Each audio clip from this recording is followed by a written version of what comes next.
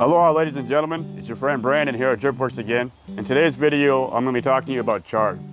Interesting fact about chard, it is actually arrived from the largest island in Italy, which is Sicily, which is why it's found in a lot of Italian dishes. But it is good for stews, it is good for soaps, it is good for even frying with fish and other roasts. It is high in nutrients. Also, for that matter too, you may want to boil it before consuming it, at least for a slight period of time.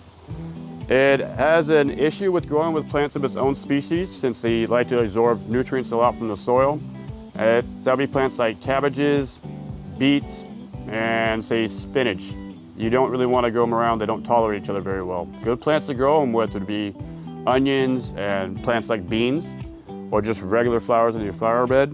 As you can see how beautiful they are, they go with any garden. They are a biannual plant, so you can eat the tubers of them, but that's only recommended in the first year of them growing, because in the second year it becomes rough and bitter.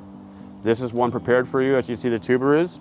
Many people like them large enough like that so they can eat them in salads.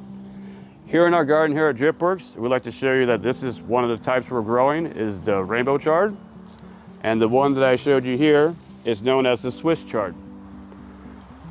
Chard needs a moderate amount of water, which is why it's great with our drip system. You want to make sure that it stays moisturized because it will get rough and bitter if it doesn't accumulate enough moisture. You want to be aware that it is high in nutrients, so stick to a 200-gram daily diet of such vegetables.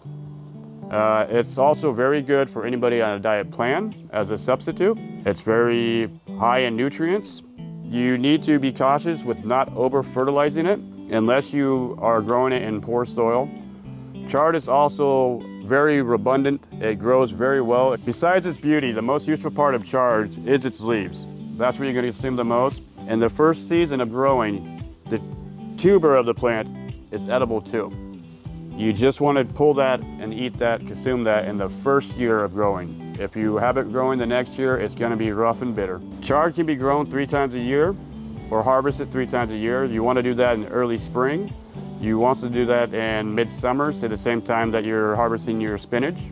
And you could also transplant it into flower pots and bring them inside during the cold weather like in winter. I hope this information is useful to you folks. Have a great day, and from your friends and family here at DripWorks, mahalo.